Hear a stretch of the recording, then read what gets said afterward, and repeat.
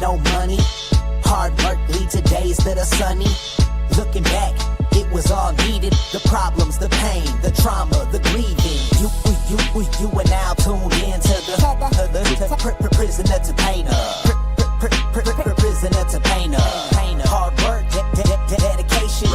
Rainy days, inspiration. Prisoner to painter. And now, a word from your local Pope dealer.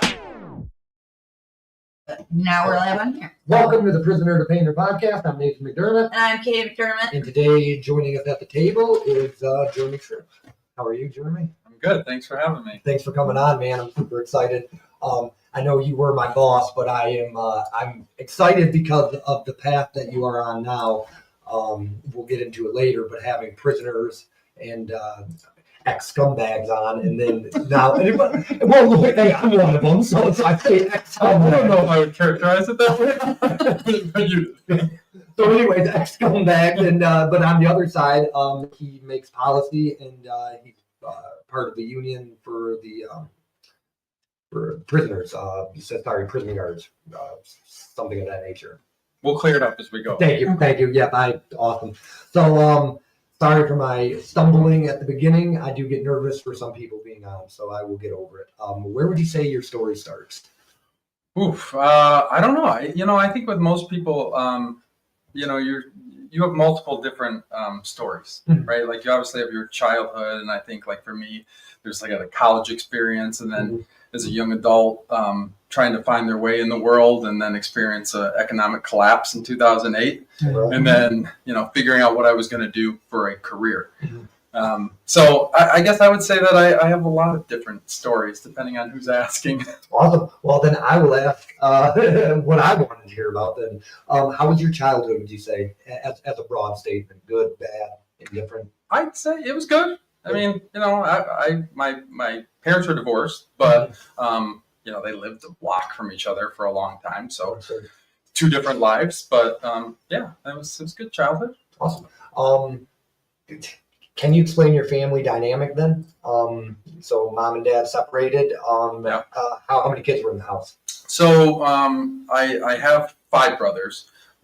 2 are full, 2 are half, and then one is a stepbrother. But I mean, we're all brothers. We've been brothers forever, so we really don't see it that way.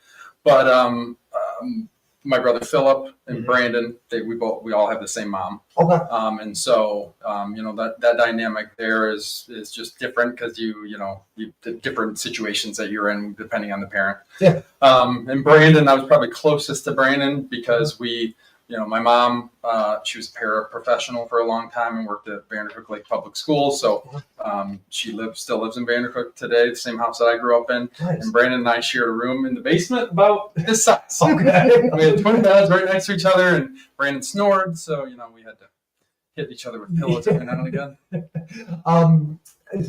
Sorry, sometimes words don't comprehend. What's a paraprofessional? What is that? So she wasn't a teacher, but she helped in the classrooms, helped with children. And at some point she did a couple of different, like she did jack of all trades, help with kids that had special needs. And I'll tell you what, that's God's work. So like an aide, yes. Like, because I had classroom aides like that growing up. I just didn't know it was called that. Sorry to interrupt. Yeah, you probably heard, a lot of times they just shorten and call it parapros. Okay. But short for parapros. Yeah, I was about to say, as a kid, we called him just the assistant, assistant or whatever. But yeah. Cool. What was your favorite memory of childhood? Oh, that's a good question. I don't know that I would say that I have one. I mean, I think I have a lot of really good memories. Like I said, I think it was a positive one. I would say that more as a theme would be I had my grandparents that lived very close. So on both sides. At one point, literally, we lived next door to my grandpa and grandma. Yeah, be fun. So yeah, we were at Vanderhook Lake, so a lot of good memories. My grandpa was a very funny guy. My grandpa Wood was a very funny guy. He used to like to throw paint cans and little fires and watch them explode, and he'd always tell us funny stories, and he loved a garage sale, so we'd get to hang out with him and just kind of hear war stories occasionally and little snippets from him, but he was just very funny. So that's probably one of those memories. Well, then I'm going to go on the other side of things. What was your least favorite memory? Like broken bones, anything of that nature? No, I can't really say that I have any negative memories. Awesome. I mean, I'm sure they're there, Yeah. but nothing that I would dwell on or that I've held with me. Hey, nothing that jumps right out is a good sign. Yeah. So that's fair enough. So you grew up in Vandercook Lake. Did you go to school there? Yep. High school as well? Yeah. Dang. Vandercook Lake Jayhawks. Okay. All right. Did you play any sports? I did. So I was a co-captain of the football team, of the track and field. I dabbled a little bit in basketball early on. Mm-hmm. It really wasn't my thing, so I stopped after 9th grade. Okay. And then I was on the wrestling team for a little while. Okay. I feel like I went a little too quick. It clearly because of the last name, I wasn't going to. How was it like growing up with a father that was becoming a millionaire? If I can ask. So I didn't think of it that way. Okay. So I actually lived with my mom. Oh, okay. Okay, so cool. I mean, like, obviously, our parents were divorced. Mm-hmm. There's, through the course, and we'd have visits and all that, and we'd go. But our parents, we could come and go as we pleased. Gotcha. Right? I don't recall them ever saying, no, you can't go for X, Y, or Z. Mm-hmm. And if it did happen, they were very good about making sure that didn't come back to us. That wasn't our issue. So, and my parents were. Like, I could walk from my mom's house to my dad's house on the lake. It would be a 4-minute walk. Oh, wow. But I lived with my mom. Okay. And so, my dad has done very well for himself through a lot of hard work and sacrifice. Yeah. But, he had a lot of stress and a lot of things in life that I didn't come to appreciate until I was much older. Mm-hmm. And in fact, hopefully he doesn't watch Facebook. So I think I resented him for a large part of my life because I didn't understand the things that, he had not only himself to worry about and his kids, but he also had the lives and children and families that were working for him. Yeah. So, like playing sports and other things, he wasn't there. Mm-hmm. My mom came to everything. She always was there. Mm-hmm. And she was always that person that, like, if something wasn't going right, I could look in the stands and she was there. Mm-hmm. And my dad wasn't the same way. I mean, he came, and I'm not saying he didn't come to anything. He did come to certain things, but that just wasn't his thing. And I couldn't, at an early age, I couldn't appreciate that, right? Because you don't have that understanding of, there's a lot more going on here. Mm-hmm. And I also had we were fortunate enough to have an amazing stepfather. Awesome. Who they got married when we were younger, and they're still married to this day. His name is Leo London. I named my daughter after him. He never had, he just had us 3 little psycho boys. Bless him again, because I don't know how he dealt with us, but he did. But he's a really good guy, and he's, throughout our entire life, he's always been very supportive. And he didn't have children of his own when he came to that marriage, and he's a great guy. And so all my parents, on both sides, they've just been really great in a lot of different ways. I met him briefly at Matt's wedding. He is a very nice guy. And then I want to reiterate, this is your story. This is about you.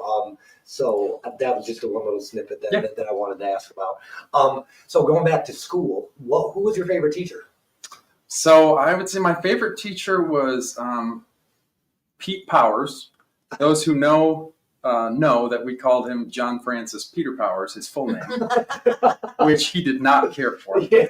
And this guy was like a stud athlete in high school and college. Okay. I think he was like a running back at a college down in Ohio, like a national acclaimed type running back. Yeah. Huge forearms, like Popeye, big guy, but he was very stern, but he always left a lasting impression on me, because I remember I tried really hard. Like, one of my favorite things was English, and we read plays and stuff with him, and he'd never give me a good grade. And I was like, what the hell? Like, what? I'm trying here, man. Like, what's the problem? Yeah. And he was also my track coach, by the way. But I remember he said to me, he's like, you know why? Because you can do better. And I was like, well, I'm doing better than these guys right over here. I'm trying to point. And he's like, I'm not grading you on them. I'm grading you on you. And that sunk in. Yeah. I think it might have been my junior year of high school. I was like, okay, that's a different way of thinking. And so he's always been my favorite guy. Awesome. You kind of distilled that just briefly working under you. I forgot exactly how you worded it, but it might not be your fault, but it's your responsibility now. You said that to me once, and I correlate that with what you just said. Cool. What was your favorite subject? I would say probably government. Oh, that makes sense. Yeah. Okay. So Did you partake in student government? I want to say I did. Mhm. I don't remember exactly. I really like social studies though, and I was very good at it. That was one of the things that made me. That's what I did it later. When I got into college as well. But I remember like you do the standardized tests, and my mom, if she's watching this, she can tell us or not. But I believe that me and one other kid in the state of Michigan, I think we had one of the highest scores on that particular test. So. And if there's anybody that knows different, we just ignore those kids. Or I find out my mom just told me that. No. Yeah, like the goldfish ran away. Who was your favorite? I guess not favorite, but any childhood friends that are worth mentioning from when you grew up in Vanderbilt? I wouldn't say anybody in particular. I mean, I had a lot of different friends. So I did sports, but early on I got into like dinner theater. There's a guy in town, Ken Fishman, who he had like a children's theater, and somehow like I gravitated towards it and I enjoyed it. And I found like, oh man, I do sports and there's a lot of girls here. Yeah. And these other guys don't do sports. So I really like enjoyed that. And so my point being like that exposed me to a lot of people that I otherwise would have never met ever in my life. And then obviously you have your friends who play sports, but I try to be friends with everybody. I'm sure I failed at certain times, but I never wrote anybody off because of what they did or didn't do. I just kind of tried to be friendly with everyone. I was not expecting dinner theater. Yeah. It's served me well in my life. Do you have any questions about that? Because I know that's more your cup of tea. Yeah. Did you do like what musicals did you do, or what plays did you do? Guys and Dolls, Oklahoma. Okay. We did. I can't remember the name of it. I think I'll Be Home for Christmas out at. So for a while, Ken threw me a couple bucks. We got to go out to remember Stagecoach Stop USA. We did shows out there. Okay. And then we did, early, like, I don't know, 12, we did Lion King. Oh, yeah. Some other, I remember one time talking to my mom and she's like, I remember the first time you came on the stage, you started singing. She was like, what? Like, what is this? So, yeah. Man, that's cool, Jeremy. I'm learning a lot about you, clearly. Well, that's the point of this, is so people learn a lot about you, too. What did you want to be when you got older? An attorney. Did you? That makes sense, actually. It's What kind of attorney? Corporate lawyer. Okay. Okay. All right. Yeah. Dang, I would have pegged you for a defense lawyer, honestly. No. More money in it. Not more. Depends on which company that you Oh, geez. Wow. Like, what? As you got older, why didn't you go that route? I'm just curious. Well, I did. I went to law school. Okay. So, yeah, I went to Michigan State, got my undergraduate degree, took a year off, lived in Ann Arbor, decided to go back to law school. Mm-hmm. Did it for about 2 years. I was in my second year in 2008 when the economy collapsed. And at the time, I still had a year left of law school. And I will say I was a little disappointed because what I found in law school is a lot of the law had nothing to do with the law. It had everything to do with the judge that was hearing the case and how they interpreted the law. And too often I'd be reading, going over my stuff and preparing for tests, and I'm like, I don't agree with that at all. I don't get to that same conclusion. And I'm like, is it me? It must be me, because everyone's else coming to a different conclusion. So I got a little disillusioned with it. And then a lot of my friends who were coming out of law school, well, they were a dime a dozen once the economy started to collapse. So you had folks who, had put in a lot of time and effort, and they were coming out making $30,000 a year, being asked to work 60, 80-hour weeks. And so I kind of decided at the end of my second year, I was like, you know what, I'm going to go find a job because this isn't looking good. And at the time, I had my wife now, but, we were dating and wanting to start a life, and it wasn't looking good, the trajectory that was going. And I always thought, too, I had, I can't remember if it was 3 or 5 years, I think it was 5, that I had to go back and I could complete it. So my thought process was, well, I'll just go back and I'll finish. which I didn't because then I found out I was actually doing what I wanted to do with the degree without it. Perfect. So you never took the bar? Nope. Fair enough. Well, going to backpedal just a little bit. How was your senior year in high school? Did you do prom, homecoming, everything normal like that? No, I mean, some of it, yes. Probably somewhat of a typical experience. But at that point, it was a little different for me because, like I said, Brandon and I, we were closer, and he graduated a year ahead of me. Okay. So, like, he wasn't there anymore, and it's not like we weren't best friends by any stretch. And if I say that, you bring him on here, be like, he's a liar. But it just was different because, like, that just normal, like seeing somebody, and then I had a lady friend at the time, but she was a year ahead of me too. So she was at Michigan State. Okay. And so, like, trying to like maneuver that, and she didn't go to that school, so trying to figure that all out. Like, I was at school, but not necessarily there all the time. Yeah. No, I asked that. I think I've asked everybody that. My biggest regret, believe it or not, out of everything I've done, my biggest regret's not going to prom. So I ask every guest, and I'm starting to realize a lot of people did not do the normal homecoming, prom, all that. I think I went. I mean, I'm pretty sure I went. Understood. But I don't. It's not like I had. I don't think I went with. I don't know. Maybe I did. Fair enough. I'm not sure. Prom was like a school dance, but with fancy food and clothes. Yeah. Understood. And then some people were like, limos, and and then other people were like crashing prom, and then people were ditching prom. And I remember a house party at my friend's house, Okay. and that was like the closest thing to like, whoa, this is a party. Yeah. I have a 15-year-old, and we had to pay him off to make him and his buddies from lacrosse. They all thought they were too cool to go to like the school dance. And so I was like, Montel. Yeah. So I hired Montel to bring a limo. Oh, And so, but the thing was like, okay, I'll get this limo, but you guys all got to dress up. And oh man, I should show you the video of these guys. They thought they were little all-stars getting out of this limo, and they all looked good and they enjoyed themselves. And I'm like, I had to con them into doing it, but I'm like, no, like you just said, I wouldn't want them to like regret not having those. Yeah. It's funny because, I would get in trouble, all the stuff I put myself through. The biggest regrets is like school and stuff. So that's very nice of you, really. Yeah. Did you ever get in any trouble? No, I think I was a goody two shoes. Self-inflicted. So I had perfect attendance all through school. Okay. Check the records. I had perfect attendance until my senior year. Okay. And this is the lamest getting in trouble story you'll ever hear. Me and a few of my buddies, the Cure twins, I think there's one other person with us. We decided to skip school to go visit the Capitol. And we drove up and we went to the Capitol, and then we went to the Lansing Mall because, we're party animals. Yeah. And our parents found out that we ditched school, and they were not happy. And I think we might have got like a day of in-school suspension or something. And our track coach yelled at us, and everybody was mad.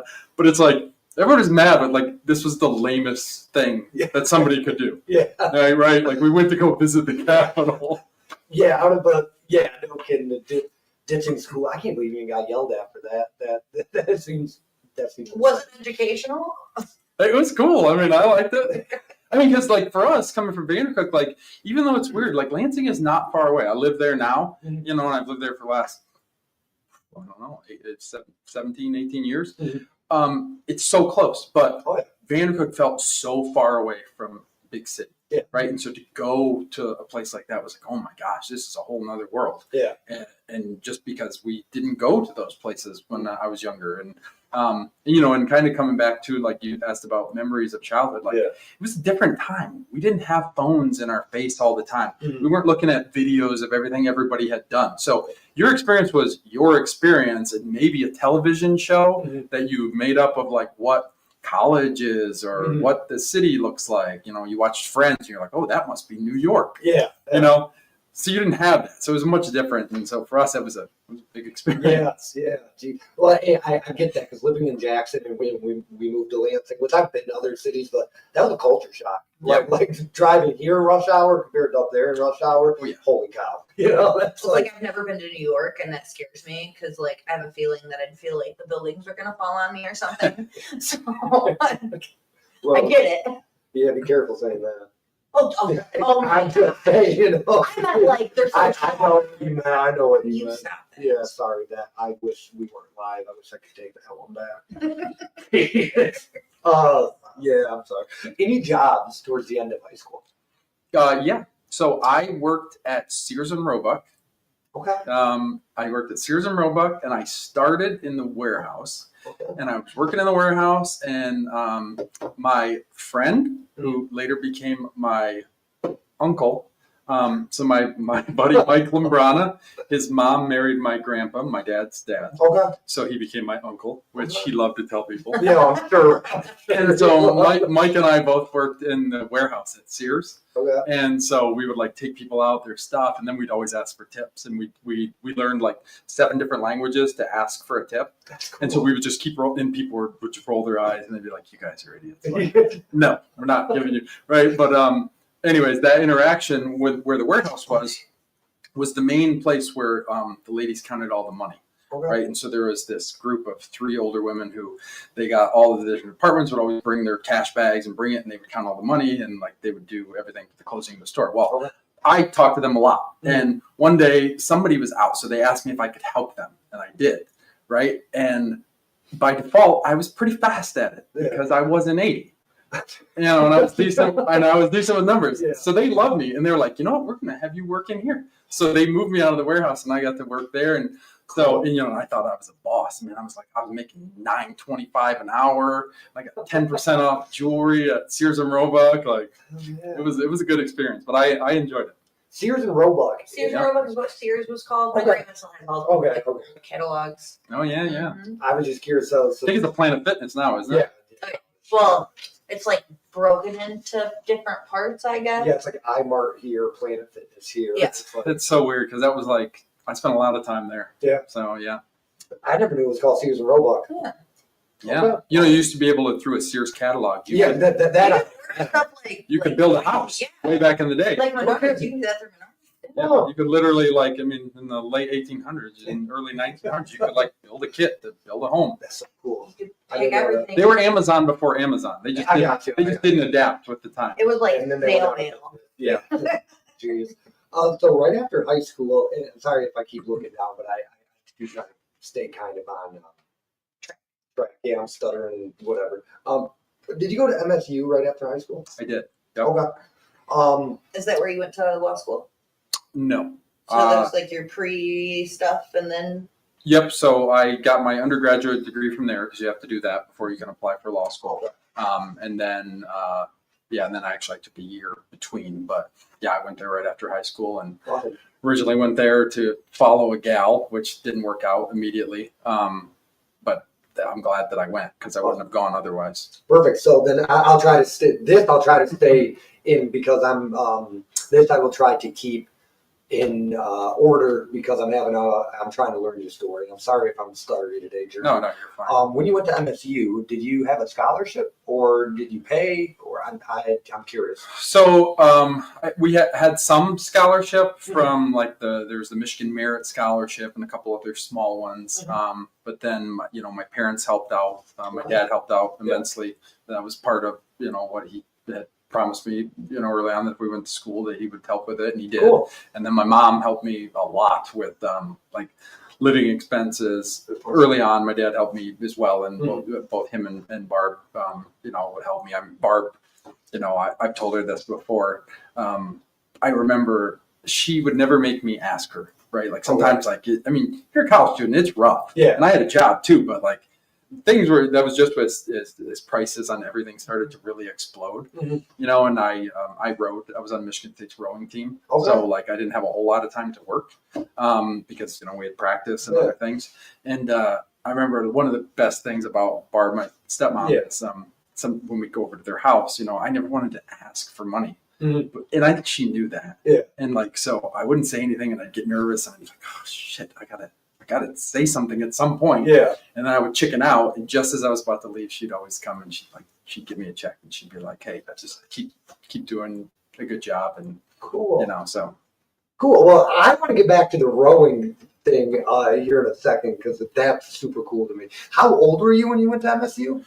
Hey, what was your first impression like going on the campus? Like, what the hell, you know? So my birthday's April 29th. Okay. So I had just turned 18, not too long before that. So relatively still young. And I go up to MSU and I'm put in Brody Complex. So just for some context, Michigan State is massive. And Brody is like where they used to put all of the freshmen. So there's multiple different dorms there, thousands of people in that one small spot. And so coming from Vanderhook Lake, who, I don't know, I'd say my class graduated, I don't know, 52 people. Oh, yeah. You know, to go to classes with hundreds of people in them, I was like, holy shit, what is this? Like, I didn't like. I was like, I just couldn't believe that many people could be in one spot. Like the entire town of Vandercook wouldn't even like. There'd be 500 open spaces if you put the whole town into Brody Complex. So, wow. Yeah, that would be no kidding. I have to ask, why is it called the damn woodshed? You know, this is a point of contention amongst many. I'm not a big fan of the term woodshed. My understanding is this: so are you familiar with Nick Saban? A little bit. Okay, so Nick Saban is a championship coach who won national championships at Alabama, most notably, but also at LSU. Well, he was Michigan State's head coach in the 90s. And Mel Tucker, who's no longer our coach, he was a graduate assistant under Nick Saban. Okay. I guess, from my understanding, is he coined the term sometime around then. Then he went off on his coaching tree, and Nick Saban went off on his. And then when Mel Tucker was hired back a few years ago, he brought back the term. Okay. But I guess really it's, like if you ever heard somebody, like an older gentleman say, I'm going to take you to the woodshed, which means like I'm going to give you a butt whooping. They're gonna cut you down like a tree. Yeah, no, I have that because we were at, watching what was it? The Cornhuskers. Yeah, the Cornhuskers, and your dad gave me tickets, and they were like, take me to the woodshed. I was like, what the hell are these guys talking and about? then I bragged on because I'm like, you like the big house, like it's the woodshed. Well, I'm like, the big house makes sense. The woodshed, like, I've never personally called it that, ever. but I love everything all MSU. I actually, my son and I, we have a massive MSU collection. So I probably have, I'd say 150 to 170 signed items, everything from 1960s championship balls to the 2000 basketball to anything and everything. You name it, I got it. That's awesome. You a big Izzo fan? Oh, love it. Do you plan on sending your kid to MSU? Does he plan on going to MSU and let them rephrase? I don't think so. My son is, so what we would call, my kids play what we would have called rich people sports. Because we didn't have them. Yeah. My son plays lacrosse. And he's very good. He's a goalie. Awesome. And so, like, actually, him and his buddy right now, I've been looking at my phone because they were staying after practice today to take extra shots with the seniors. So this year it's kind of fun because they're both freshmen and they're playing varsity. So both of them are goalies, but they're like best friends and a little off in the head, I think, for playing goalie. Yeah. But it's cool because I've never seen two kids encourage each other so much and not have a jealous rivalry. But long story short, MSU has a club lacrosse team. So I think, they, in their mind right now, they want to go somewhere. We've been encouraging him. He had an opportunity to see Navy. To go in Annapolis and see Navy, and we're like, regardless of lacrosse, like maybe that's a route you should go. But damn, he must be damn good to be playing varsity, huh? I don't, what I mean? Like they put in the time, and they have their struggles just like everybody else. And some days it goes really well, and some days it's like, oh, my wife yesterday, like her leg was just, I was like, you gotta relax. She's like, everything's so nervous. And, and she's actually a college athlete herself. So she really goes full stage mom on most things. When did you guys meet? So we met while I was in law school by complete happenstance. Yeah, it should have never happened. It's Joe Laird's fault. Joe Laird, who he used to work at, he's my best friend, and he used to work at Tripp's for 20 years or something like that before he opened his own shop. But yeah, Joe was going through a divorce. He asked me to go out for a drink with him. I did, to this like local bar while I was in downtown Lansing. And you walk in and these people are having dinner, right? And we're like, oh, those two girls are good looking. Yeah. And he's like, oh yeah? Well, I'll go ask him if we can sit with them. Oh no. Because that's how Joe is. So anybody who knows Joe or is listening to this, they know that's how Joe's built. So I was like, oh, okay, yeah, I'll go get us a drink and you work on that. And my wife should have told us to go away, stop talking to her and her friend and leave them alone. But for some weird reason, they were like, okay, yeah, fill up a seat. Wow. So you take that 45 seconds away and our whole life goes You poof. never gonna. Wow. Yeah. It's funny. Phil talks about, yeah, Joe was like a kid of mine. This and that. I didn't know he was your best friend. I always assumed he was Brandon's. Oh, yeah. No. I don't know why. I don't know. Yeah, no, Joe and I have been close for a while. For 20 years. And Wow. Joe's he's older than me, Mhm. but Joe is one of the most like loving, giving people that you'll ever meet in your life. Yeah. Heck, that guy would give you the shirt off his back. It was the last thing that he had, Yeah. and so he's a good guy. Yeah, met him. Wild and crazy, Yeah. and he puts me in situations and predicaments I wish I wasn't in at times, but you gotta love him to death. I want to go back real quick. How did you join a row team, or and what do you do? I'm curious. Yeah, so it's called Crew. Okay. But it's rowing. So just like you've seen in the movies, there's just a movie that came out last year, I think, about the 1926 Olympic rowing team. Yeah. Yeah. It's that, just Okay. with a little bit better equipment. Right. So I had this notion in my head, like, I was okay at football. Like, I could walk on at Michigan State. I remember, like, there was an open practice that they had. I don't remember exactly what it was, but we went, and I got to look at these other guys, right? And I was thinking, like, well, I'm 6'2", and I'm 175 pounds. Yeah, that ain't going to happen. They're Just, big boys. it's just, yeah. It wasn't going to happen. And somehow, while I was there was a rowing coach there.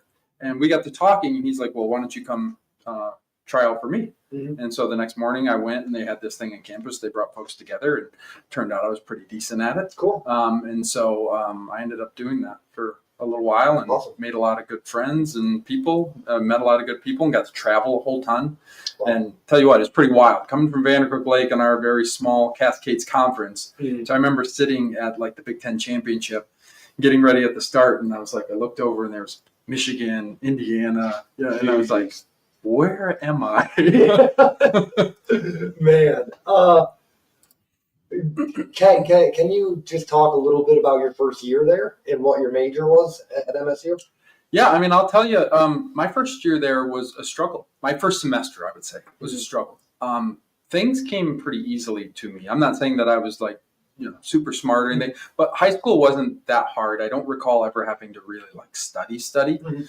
I enjoyed the classes that I took, but it was not that difficult. Mhm. Well, when I got to Michigan State, it was a whole different ballgame that I was not prepared for. And I was the first member of my family to go to college. Mhm. So there was nobody I could talk to Yeah. about that or could have prepared me. So it was a rough go. Like my first semester, I did well in 3 of my 4 classes, but I failed the 4th one, which was like introductory algebra. Mhm. And I remember like the professor saying, how do you not know this? I'm like, I've never seen this in my life. Yeah. And he's like, well, no, you should have seen that in like 10th grade. I'm like, no. They gave us Core Plus in high school. And he's like, what is that? And he's from Turkey. So I was having a hard time so it didn't go well, but, Yeah. and I remember getting my stuff. And I think when the grades got weighted, I had like a 2.2 GPA. Right. And I started thinking, oh my God, if I don't figure something out, I'm going to fail, and I'm going to have to go home, and I can't do this. Yeah. And I committed myself right then and there that I was going to be better, and I was going to figure it out. And I had to train myself how to study, because I didn't know how to do it. Okay. And so like, I remember there was like a couple of gals that were on my floor, because they were co-ed dorms, and they had like a study group. So I sat down with them, and like I had one of them start tutoring me in math. Awesome. And like my next semester I got a 4.0, and so waited it out, but I had to like claw myself out of that deficit. Mhm. But the biggest thing was, my wife and I talk about this. You have to learn how to learn, Mhm. because it is a skill. Mhm. And it doesn't come easy to everybody, but once you learn that formula, it's a whole lot easier to figure out like, this is how I move forward.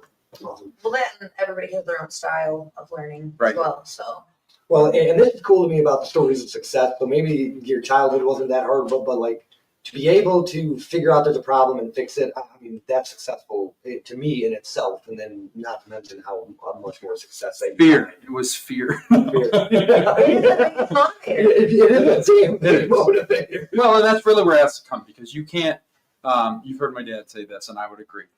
You can't, someone else can't want it more than you want it, right? So for me, it was like, I wanted it, and I was going to find a path to do it. There was no other person that was going to come in and say, well, you better get better grades, or you better do this. Like, that wasn't going to work, because if I didn't want it, then it wasn't going to happen. It was never going to happen.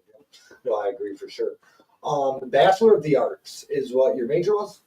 No. So Okay. that is the degree given by Michigan State. So I was Michigan State University. I was in the College of Social Science, and I got a political science degree, which is a Bachelor of Arts. See, I knew MSU was a sciencey school because they have an excellent veterinary and botany program.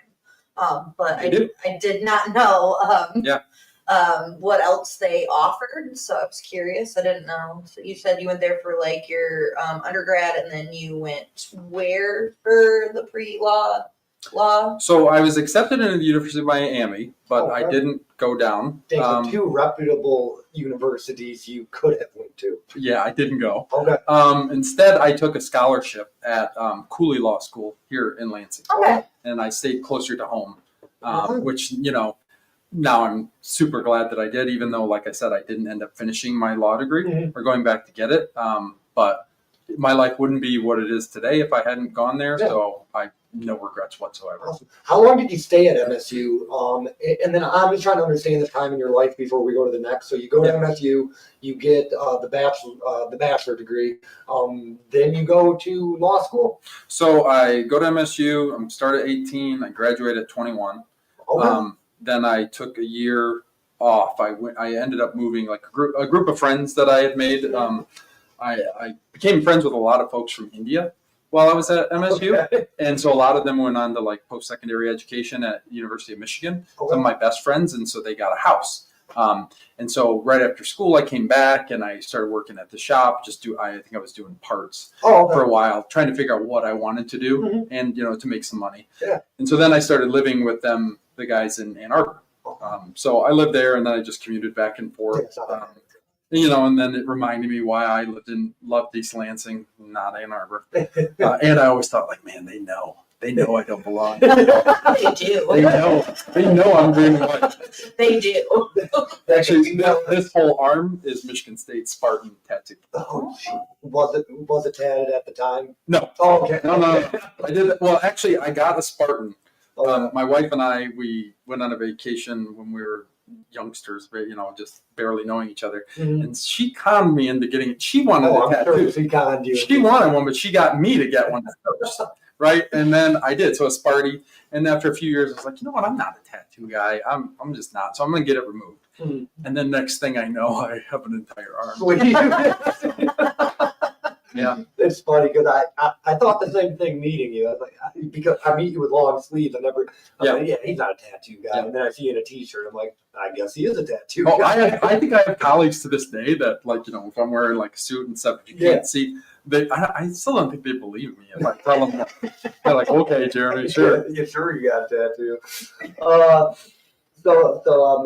Before we move on to the next part, which I think is the super cool part, but what was your favorite class at MSU and who was your favorite professor? So I don't have a favorite professor. I'd say my experience at MSU, it's much different than like, because it's a large university. So you don't really have that opportunity to have as much one-on-one with the professors. My favorite class, though, was, I think his name was Peter Summerhill. My wife works at MSU, so she'll correct me later if I'm wrong. Yeah. But Peter Summerhill, history was even though history wasn't my major, most of my elective courses that I could take, I ended up doing in history. So whether it be World War II or Civil War. He taught a Civil War course, and I think he was like the head of some Civil War type magazine. But I was fascinated by it, and he was an amazing teacher. And he would bring in food that they ate, and he'd give all this stuff. The problem was I was so interested, I didn't take notes. Oh, right. So I was like, the class I got the most out of, I think I got like a 2.5, like because it would be like 0.5, right? So I think I got like a 2.5 when, like, if you asked me in my mind, it was 4.0 experience, but I didn't get, and I'm like, I was just enamored, so I just didn't take notes. I was just listening. That's awesome. So, yeah. Man, that's cool. Who was the most influential person in your whole entire life? Like, who do you think had the most impact on you? So I think that comes back to kind of like I said about where your story begins. I think it's in different sections. Okay. But I will say professionally, and kind of as helping me become a young person trying to become a more seasoned adult, I would say a fellow by the name of Mel Greasaber. Okay. And so Mel was the executive director of the Michigan Corrections Organization. He gave me my first official job. A huge mentor, a wealth of knowledge, very blunt, huge heart, but could use the F word in ways that I've never heard used multiple times in one sentence. But you knew like it came from a good place. He's Catholic, had 7 or 8 kids. I can't remember the exact number. But you're a great guy. And so I spent so many hours with him for several years, and so he was somebody that just really helped me kind of just see the world differently and take myself seriously in a different way. Awesome. And so, yeah, I'd say he probably had I know he's had a lot of impact. Awesome. Well, I know firsthand, I know mentors are very important. Is there anything in this part of your life before we go on to the next that you'd like to share? Any story? No, I think we got to it. You already asked me about how I met my wife, because if I didn't mention her, she'd probably... Yeah. Oh, I do. How was the second date? Like, how did that happen? I didn't think she liked me. Honestly, the way when we met, we went to this bar, and again, I'm with Joe. So it's a karaoke bar, right? And so Joe is trying to get them to do karaoke, and they're like, no, that ain't gonna happen. So Joe just starts, if you know Joe, he just starts throwing out $20 bills, right? And he's like, oh, come on, sing. Anyways, so when we call it a night, I was like, I have 2 dogs. And I was like, she's like, oh, I love dogs. I was like, oh, well, if you ever wanted to watch them, here's my number. So Great. So I got this impression though that she didn't like me. And then I was like, well, maybe we can go out again. And if she doesn't like me, maybe she's got a friend or somebody that I can hook me up with. But our second date was to a sushi place, but let's erase that. It was a nice time, but we got to go on a third date, and then I realized she must actually like me after a week of texting. And I took her to, you remember when they used to have the Jackson Harness Raceway? No. Okay, so they did. The horses? The horses. Okay, the horses. They used to have, I don't remember what night it was, but they had dollar beer, dollar bets, right? Okay. So we come down to Jackson on this date, right? It's really the more first official date, I would say. And we come down to Jackson and we do dollar beer, dollar bets. We placed 13 bets that night and we hit on 12 of them. Oh, shit. Right? So we had a great time and literally went back, and we just have been inseparable since. You guys still do the horse races? No, sadly they got rid of it.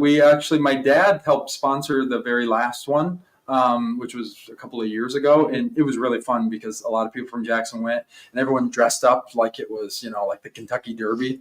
So, I had my seersucker suit on. My daughter had a seersucker dress. My wife had hers on. My son, we did the whole 9 yards, but it was fun. And I had a lot of good memories of that play, even though we only went the one time. But you guys aren't into the Kentucky Derby or anything? Oh yeah. Meaning my wife has ridden horses her entire life. And she's done a little bit. My daughter did it for a brief time, but my wife has a fondness for horses, and we don't, it is something I'd like to do. I mean, I'd love to go to the Kentucky Derby, but I think it's probably pretty pricey. I bet you can afford it, Jeremy. Or we just make our own party here. Watch it. I think a couple years ago, my favorite horse name was Soup and Sandwich, and it's a running joke with us. Oh, yeah. Yeah, they have ridiculous names. Yeah. Oh, this is keeps dinging, and I don't want to be rude. What was the first job that came after college? So it was the first job. Let me rephrase. The first job that had something to do with your profession now. Yeah. So that was that time of period when I said law school, right? I was looking around for jobs, and I had met my wife at this point, but we were dating, and I kind of told her my feelings on what I wanted to do. And she used to be a fundraiser for one of the political parties in Lansing, and they would get these job postings from different places. And one day she came across one from the Michigan Corrections Organization, which was the Correctional Officers Union, and they were hiring a field representative, somebody who would go out and talk to folks. And I can't remember exactly what the job description was, but anyways, I was like, oh, this could be an opportunity, right? And I'd have been applying for different things. So I did it, and I went in and I met Mel for the first time, and my first interview took 2.5 hours. Wow. And I had the flu at the time, right? So I was just like sweating bullets, but Mel called me after that and said, hey, I want to offer you a job. I'm not giving you the job that you applied for. And I was like, oh, okay. He's like, but you have a background in politics. You seem to be a pretty sharp guy. Actually, I've been, the union has authorized me to hire an assistant for political affairs. Awesome. And I'd like you to be that guy. Cool. And this is 2008. He's like, how does $49,000 a year? I was like, holy hell. Right? I'm thinking like, at the time, I'm like, this is 10 grand more than my lawyer friends are making coming out. So I went in blindly, not really knowing what I was doing. But that was my first real job. Awesome. I'm curious, is the position that was offered you, is that better than the one you were applying for? It paid $1,000 more. So it must have been better. Awesome. How long did you work at this job until moving to the next? So I was like the assistant director of government affairs for a while. We had a couple different titles in there, and started to move up. And then Mel retired, and I was able to meet my colleague now. His name's Andy Potter. He took over as the chief of staff and executive director of MCO. Okay. And Andy and we knew each other because literally our offices were across from each other, but we didn't interact a whole lot. And he was the vice president of the organization.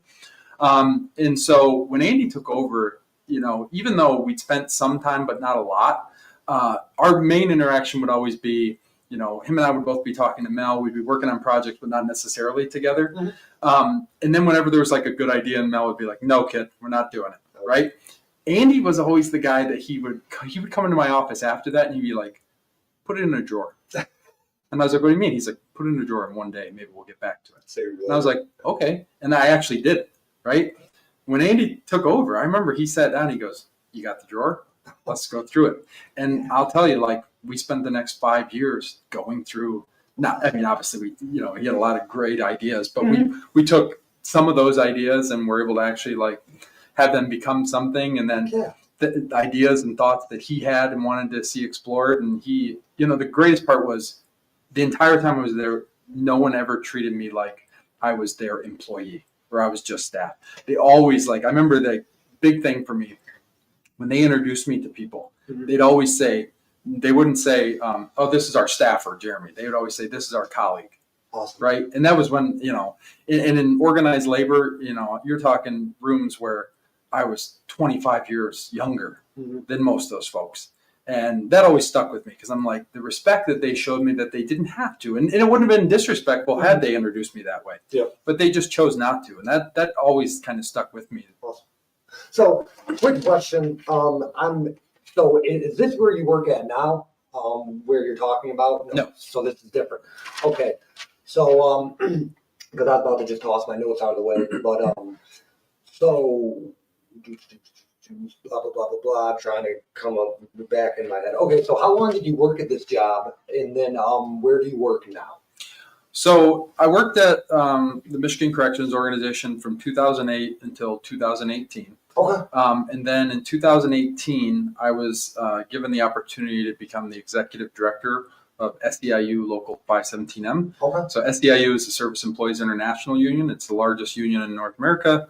I think it has around 2.2 million members nationwide. Okay. And so Local 517M was Michigan public employees. Okay. So they had 3 different state contracts.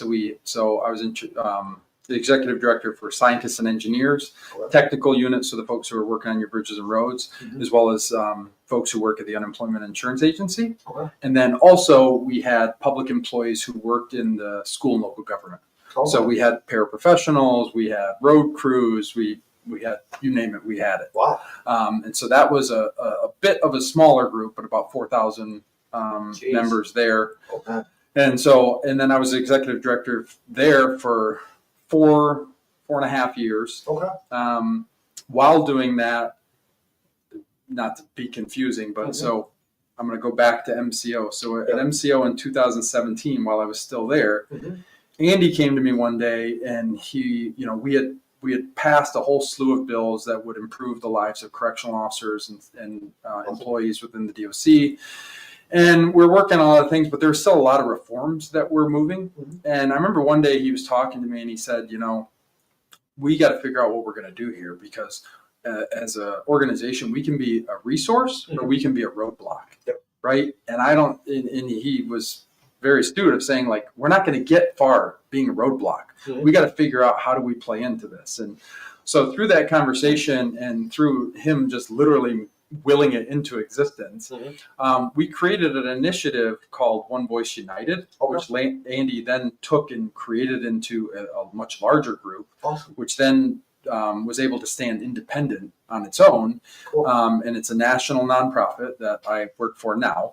But it started then, and it started very small. We didn't have funders or anything like that. And we were basically just trying to prove the theory, like, is there somebody in this space that's already having these conversations? Because what we found was, there are a lot of conversations happening on criminal justice reform in the halls of legislators and in legislative offices everywhere, right? So who's weighing in for those employees? Because what we know is that there's, if you look at those who are incarcerated and those who are doing the job, that their fates are inextricably linked. That what happens to one group is inevitably happening to the other in the work environment and everything, right? That you have to improve conditions overall if you want to actually see a better result. And so we assumed, like, there must be somebody that's having these conversations, and who is it? So we went all across the country. We talked with folks on the far left. We talked with folks on the far right. We met with reformers such as Brian Stevenson all the way to Grover Norquist, and asked these questions, only to find, like, no, these conversations are happening, but without those folks in the room. And so Andy helped create, Andy is the founder and creator of One Voice United, which I've had the privilege to work with. And it's now been able to stand on its own and grow, and really grow that seat at the table to be able to have these conversations and inject the voices and expertise and experiences of corrections professionals into the national debates on criminal justice reform and corrections in general.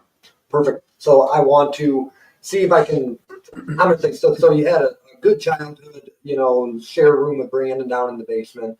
Good.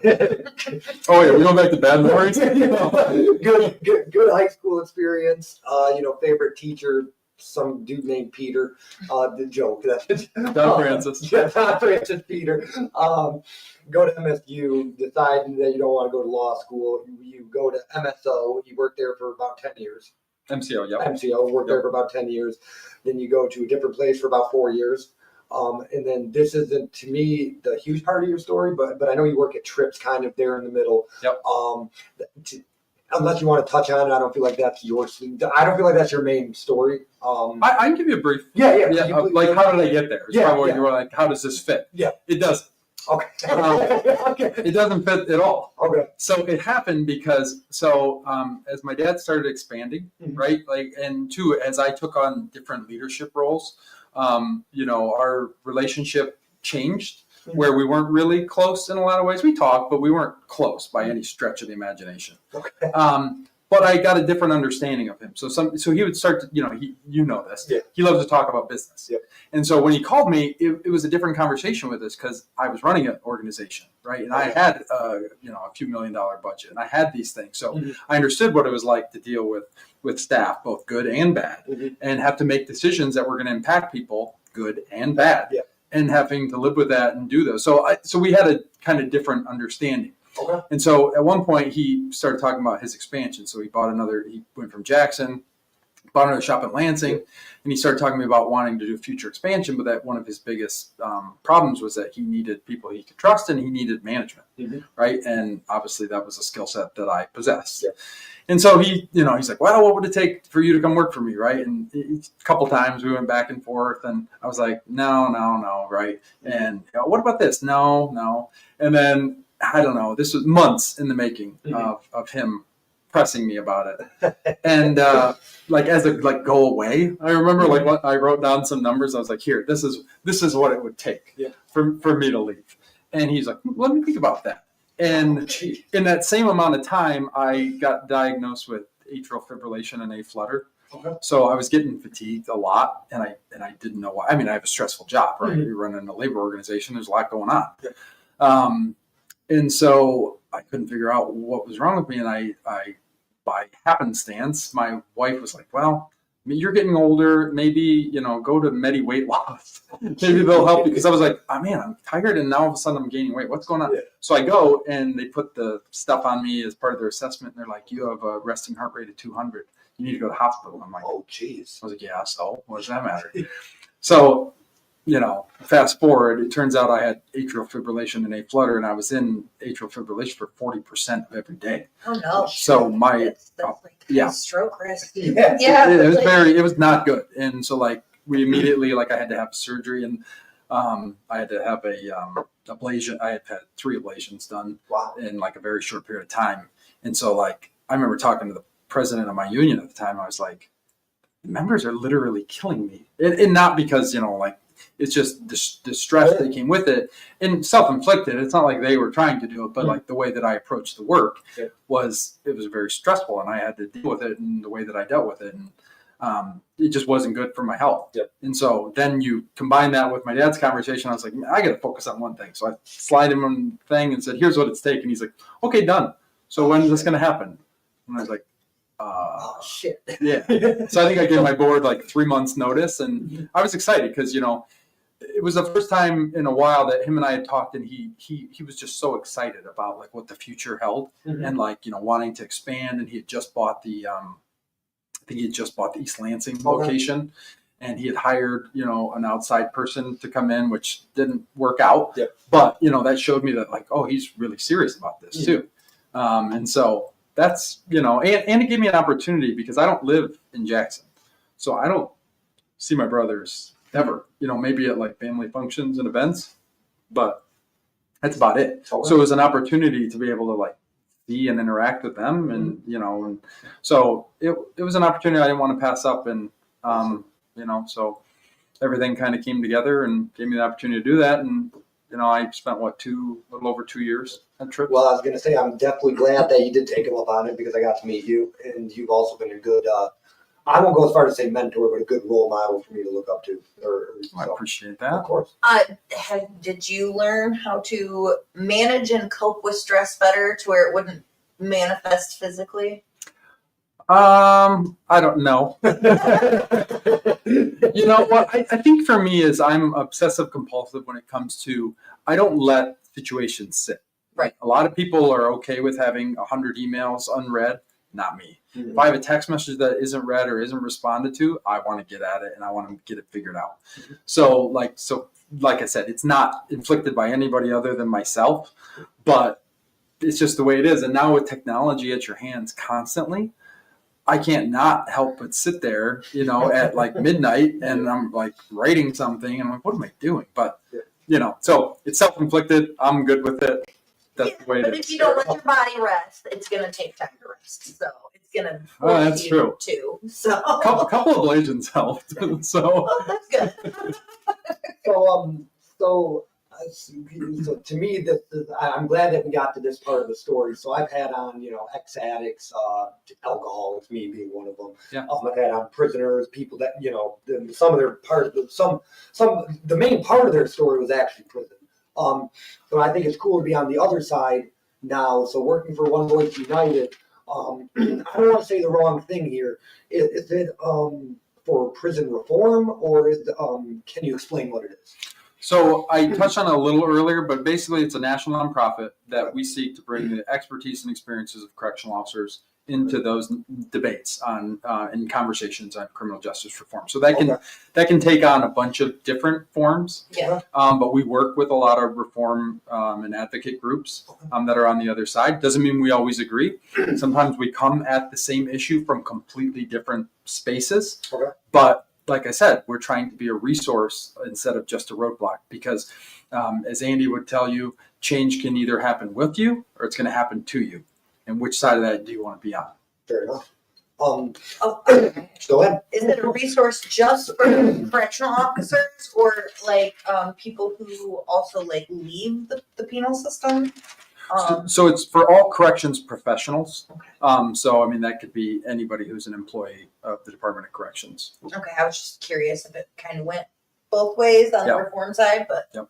Well, I think that's very cool that you say that both of the stories go hand in hand, of the prisoner and the correctional officer, because they're both got to stay in, I'll just say the shithole, because, but you know, they both got to stay in this crappy place. For one's got to stay there forever, but the other one has to stay for 12, 13 hours. So their stories do definitely cross a lot. Two sides of the same coin. Yeah. Well, and if you think about it, you know, 90 to 95% of the folks who are incarcerated, they're coming home. Yeah. So what type of individual are we preparing to come home? Mm-hmm. And so, you know, one of the big things that we work on is the corrections folks, like across the country, there's a massive staffing crisis that they can't get enough people. It's a huge problem in almost every state. And it's not one that any one individual can fix or any one individual created. It's been decades in the making. But we have a different generation of worker that when they hang their head at the end of the day, they want to believe that they contributed in some meaningful way, right? And so they're taking these jobs and they're thinking like, oh, I'm going to go help and I'm going to make this environment better, or I'm going to help somebody reform their life. But that's not the way corrections is currently set up, right? Yeah. That's overfamiliar. You can't do that. Do not have a personal connection with them. So then they're kind of disillusioned because they're like, I mean, there's a lot of great people that are doing this work, but we're finding it really hard to recruit and retain people on a national level to the profession. One of my colleagues, Brian Daw, he always says that, you know, people grow up playing cops and robbers and cowboys and Indians. No one grows up playing prisoner and corrections officer, locking someone in a basement. You know, no one does that. And so it's like, we got to figure this out, because it is a profession that is out of sight, out of mind, that people form their opinions of it and the people that do it based upon what they see in movies, right? And I can't tell you one depiction of a correctional officer that is positive. I mean, most people would say, well, what about the Green Mile? Well, Tom Hanks and crew, they commit several felonies in that movie, right? Absolutely, and it is a heart-wrenching movie. It really is. Nothing against John Coffey. I liked it. You can't let him break out of death. I don't know the actor's name. He played Mr. Noodle on Mr. Noodle. I almost called the guy with the mouse. So yeah. I wrote down something. So can I read it and then you speak on it? And I wrote it word for word. So this is exactly what your website, the website says. Okay. Safer prisons, safer communities. We are in the midst of a profound crisis in our nation's correctional system. Prisons across the country are dangerously understaffed, overcrowded, and plagued by rapidly deteriorating conditions. As a result, our prisons are not conducive to rehabilitation and produce increasingly poor outcomes for correction staff and incarcerated people, as well as our families and communities. So I know you just talked a little bit about how there is a crisis of not being able to get prison guards in, but I guess my question is what do you think the overcrowded is coming from and rapidly deteriorating? Are we not getting funded to make the prisons better, or? Yeah, well, prisons are incredibly costly. Yep.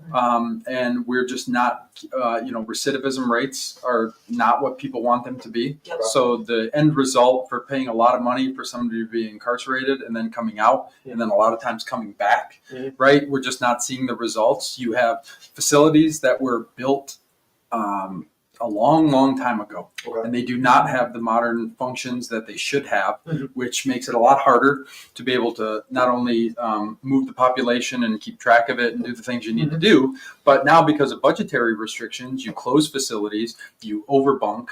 So you have people like, you might have a something that was designed for one individual, now you got two, or something that was designed for two, now you got four. Yeah. And then the staffing issues and problems that come with that. And then add on top of that, the recruitment and retention, when you're running certain places 20, 30% or higher more understaffed, you need 10 people and only 6 are coming in. Mm-hmm. Well, now you're going to have to start closing things down. Yep. So maybe you close down visitation. Maybe you don't have programming that day because you don't have the staff to do it. That's a recipe for disaster for everybody there. Yeah. Because not only for those individuals who are going to lose those rights and lose those visitations, but who are they viewing that negativity towards? It's not the person that made the decision. It's those correctional officers that are there every single day. So, and we've had a lot of issues, so not only just infrastructure and funding and recruitment and retention, but also, if you go back to COVID, we had just shy of 300 correctional officers that contracted COVID and died as a result of the work that they did. Okay. And we honored them. We have an annual Elevating Our Profession conference that we do every year, and then a Medal of Honor. Awesome. And so that's, we try to honor those folks for the amazing deeds that they and things that they've done throughout the year. But that's a big deal. So there's a lot going on in corrections, and we're spending billions of dollars, and we got to find a better way. And so what we've been trying to do as One Voice is, how do we bring all of these voices together to be able to sit at a table? One, make sure there's a table to sit at, that whether that be on policy, on new laws, implementing new ideas, new programming, whatever that may be, that we can use the expertise of those who are there or who are going to be asked to implement it to try to avoid some of those pitfalls and make a better system. Because I think there's a lot of great ideas that people have, but if you can't effectuate them and actually make them happen, or you don't, Nate, you're a painter. Yep. Imagine if you were going to be expected to paint 50 cars, right? And somebody up in an office decided, well, here's the best way to do it. And they never came back and had a conversation with you ever about production or things that you saw or issues that you were having or who was on your crew and how could you make this better, right? If they didn't do that, it would not be the smoothest implementation of the idea. Not that it's a bad idea, but the implementation is wrong. So, and that's part of the conversation is how do you then get the expertise and the lived experiences of those who are doing it and going to be asked to implement these things. Yeah. How do you bring them into the fold so they feel like they have some agency in this, right? So they, like, when they actually are doing it, that they're like, okay, I'm a part of this and my opinion does matter and I get something from it. Like I feel fulfilled at the end of the day. Well, make them feel like they're actually part of the mission or that they know what they're trying to accomplish. Absolutely. Definitely. How would you say our system is in comparison with I'm trying to figure out how to phrase it. So the I know the Netherlands is more of a rehabilitation system. Yep. How would you think one could we benefit from more of that, or two, how is it so different that we can't do something similar? So night and day. But so Norway, for instance, they found themselves in the same situations that we did if you go back a couple decades, right? One of the things they did, though, was they decided to have both government, their departments, and the unions be a part of the solution. Okay. One of the things that we say frequently is those closest to the problem are also probably closest to the solution. And so engaging all of those stakeholders in that conversation. Part of our work, we bring correctional leaders from all over the country together, and we have a leadership assembly. We're about to launch our 3rd cohort this year. Cool. And in the past, it's an 18-month commitment. So it's a big deal. And it's by invite only. And we have these correctional leaders from all over the country. We don't ever try to tell them this is what it's supposed to be. What we do is we try to expose them to different ways of doing things so they can see it for themselves. Because here's what I know. What works in Michigan doesn't necessarily work in Tennessee. Yeah. And it could be similar, but Tennessee is going to have to make it their own, right? And same thing if you go to Arizona or California or wherever, that there's good ideas and there's things that we can show as best practices, but you have to tailor them for your particular state. And so we took a leadership assembly of correctional leaders from all over the country. We took them to Norway for 8 days.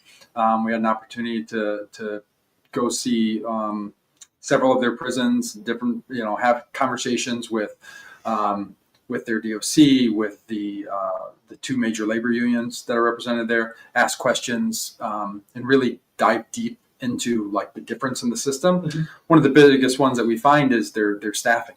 their staffing is so much different. They also have like I can't remember exactly right off the top of my head, but their training, right? Like you have to go through like an actual college, and it's years before you actually go into the prison. And so you're treated from the word go as a professional, and you're going in with a mindset and a mission of what's going to come out, and that they believe everybody is not there.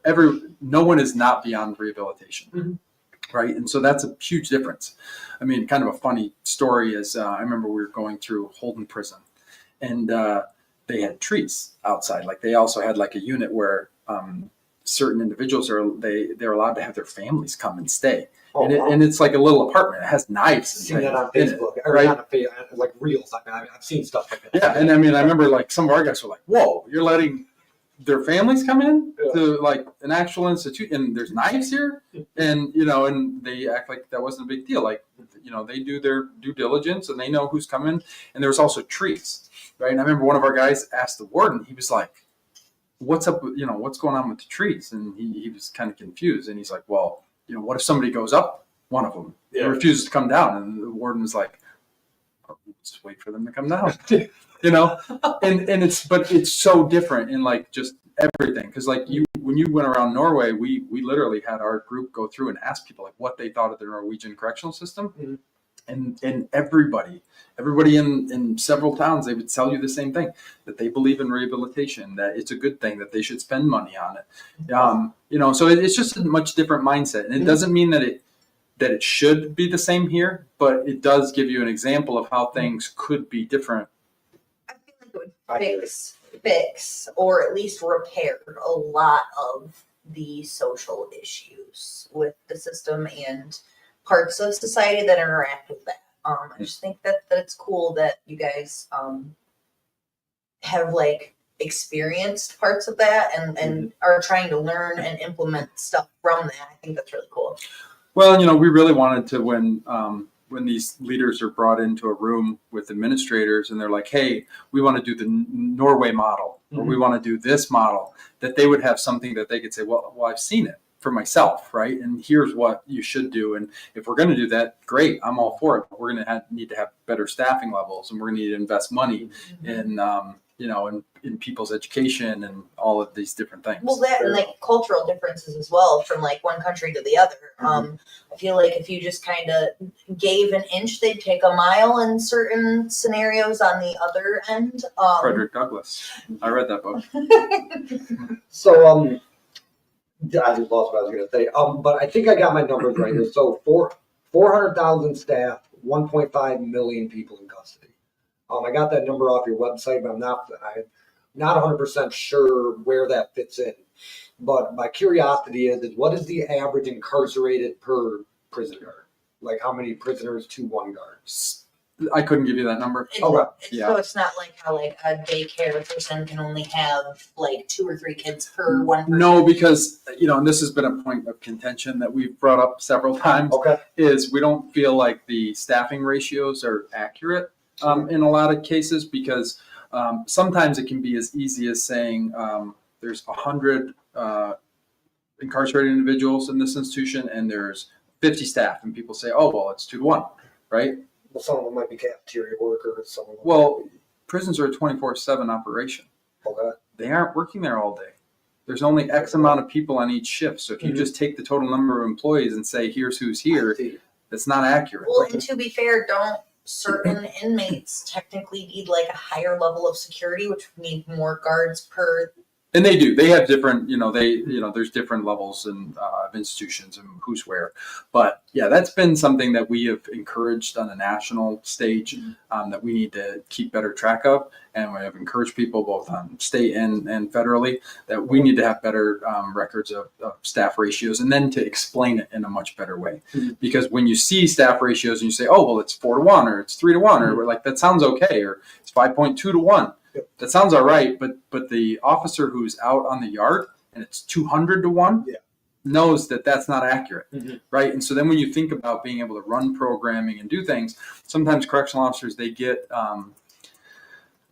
they get a bad rap as like somehow being like anti-reform, or that they don't want to do these programs. But we've heard from people all over the country, and one of those stories, a colleague just reminded me of it. I remember sitting with one of a correctional officer, and he said, I'm not against reform, but if you give me the option of, do I take these guys to their program and stay with them and leave my partner by himself, I'm not going to do that, because it's dangerous and it's not safe for anyone, including the folks who are incarcerated. Because remember, there's no other first responders in there. They are the police force, first responders, they're everything. Yeah.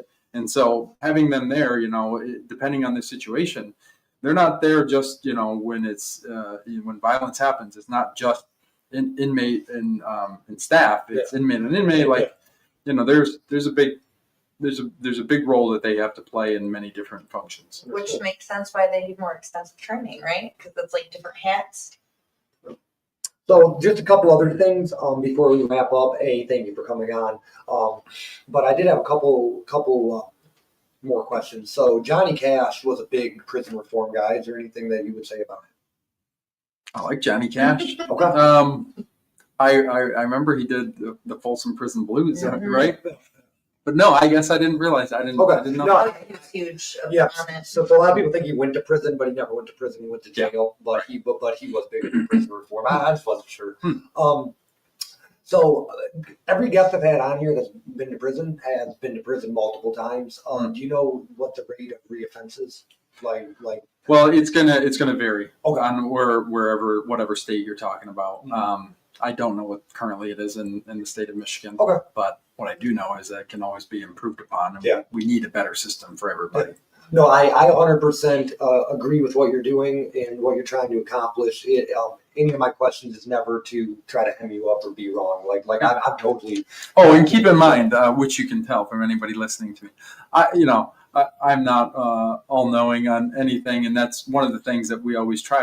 I always tell the folks that I work with, they're the ones that make me look smart, because I derive everything that I talk about or do, or policy that we help draft, or articles that we write, all comes directly from frontline staff. Okay. Right? That I would never sit in my in my office and just decide this is what it is. Like, that is all informed by frontline staff and their stories and their experiences. And so when I speak on the topic, generally, I'm sharing with you what we have heard and what we have learned through a series of listening sessions and surveys, direct conversations, so we try to be very informed, and we never speak out for somebody that we haven't had a chance to talk to. So, if Texas came and said, "Oh, hey, One Voice, can you weigh in on this topic?" We would say, "Well, let's talk to the officers that work there. Let's talk to those employees first and get an idea, because we're not going to speak for them. If it's a topic that we feel comfortable and that is pretty universal, then we might weigh in, but we're always going to try to reach out to those employee groups to find out what is their firsthand experience." Okay. We had the camera failure. No, that is fine. We were getting close to the end here anyways, so that's perfect. So just a couple of my wrap-up questions. I got to get that figured out for my camera, but a couple wrap-up questions is there anything that you would like to discuss that I missed? Is there any question I should have asked? Is there anything you would like to say? No, I mean, I kind of have a question for you. Okay. So my question is just, so tell me a little bit about why, how does a, in your words, prisoner to painter, all of a sudden decide to be prisoner to painter to podcaster? I was thinking that's too long, but it's going to be P2P2P. So me being a drunk and going to AA has a thing called a speaker meeting about once every month. A group will put on a speaker meeting, and the speaker meeting is set up 20, 20, and 20. So it's an hour long, 20 minutes of what it was like, 20 minutes of what happened, and 20 minutes of what it's like now. They say that if you go and hear these people's stories, that it'll help you stay sober, it'll keep you sober, and it did for me. So I'm sitting there at a speaker meeting one time, and I'm thinking, and I'm like, you know what? If the world outside of these four walls had something of this nature, I think it would help the world. So instead of me just listening to another drunk story and me learning, hey, you know what? I can not be a drunk and I can do this, or I can, quit doing drugs and become a whatever. So I kind of transformed that into the real world. So why don't I invite on people like you who, just had a normal upbringing and then just give hope to other people. Hey, maybe somebody listening could become a prison guard or anything of that nature. So my thing is information is valuable. Yep.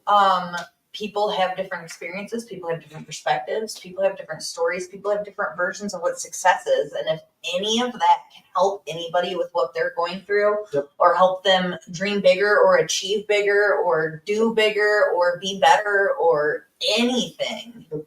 it's valuable information. if I can do it, you can do it. It's a type mentality. So like abusive relationship to doing whatever now, it's like maybe that'll show the lady that's listening that she doesn't have to get beat on by her husband no more, et cetera, et cetera. Yeah. And then people who know us know where we came from. Like, I didn't leave my house for years, and now I work with people and have a job. Like, I couldn't hold a job for more than a week because I would just freak out and not be able to do it. And here we are a couple years later, and I want other people to be able to know they can do it too. And Now you're strangers in your basement. Yeah, not bad. be careful taking people in the basement. Yep. And then yeah. So my last wrap up question is, what is your definition of success? Well, I think my definition of success is probably more personal. That you personally know what you're capable of and what expectations may be of you, and as long as you're always giving, fully of yourself into what you're doing, then you're going to find success. I mean, some people can measure it with money, some can measure it with titles and by accomplishments. I'm sure there's plenty to go around, but I think if you're a good person and you put all of it into everything that you do, you will find success. So, but you're the only one that can truly measure it. Someone else might find what looking from the outside, you can always see the positive in somebody's attributes, but you're the one that really knows. When no one else is looking, who are you? Right? So no one can tell you. You're the only one that knows. So you're either pulling the wool over someone's eyes, or you are who you are. Yeah. Right? And so that's my definition. Right on. Awesome. Never thought about that ever. If you had one word that would sum up where you started to where you are now, one word, what would it be? Oof. I don't know. Confused. No. No, I would say before we wrap up, I did bring you guys, my jacket's over there, but I wanted to, can I grab something? Yeah, of course. I won't let you put our camera right down, so we're banner, we're audio only right now. That's a kink we haven't figured out yet. I'm thinking we're gonna have to get a separate battery. So this kind of goes on the theme of the work that you guys do here, but one of the things we do as One Voice, I brought you a thin gray line flag. Yes, sir. It's just as a reminder for the folks who do this job every day. As you pointed out, there's a lot who wake up every day, they go to work, they work a hard job trying to make public safer and make a difference in people's lives, and they don't know if they're going to come home at night. Yeah. And so I wanted to just leave you with these coins that One Voice United. We generally give these to legislators. Oh, they're cool. And so I wanted to give you guys these. What I ask you to do with them is correctional officers and correctional employees, they have some of the highest rates of PTSD, suicide, substance abuse, divorce rates. This is a very serious issue in this profession, and one that it has a huge impact on them both mentally and physically. And that's something that we're always trying to draw attention to and create. Right now we're in the midst of trying to create national awareness for wellness programs. And so these coins are just a small reminder that when you take a look at it, that you don't just throw it in a drawer, but you remember that, like you said before, there's two sides to every coin. Right? And that it's a reminder of the job that's being done there, and that somebody's still doing that job as we speak. And that it's not always easy. And when you think you got it figured out, always be inquisitive. Ask those extra questions, because it might be a little bit different than what you thought. That's so cool. Thank you. Thank you. Yeah, you almost got me choking up over I'm here. trying to hold this. Okay, so before we sign off, not much, $25 gas gift card. Thank you, sir. Normally I do something local, but you said you're going out to California, so I'm not giving you nothing local. So there's a gas card. Before you go, we'll turn off the camera and whatnot. I'm going to ask you to sign my table. So thank you for coming on. Yeah, appreciate it. Thank you very much. Thank you. Yep, all right. We will see you guys soon.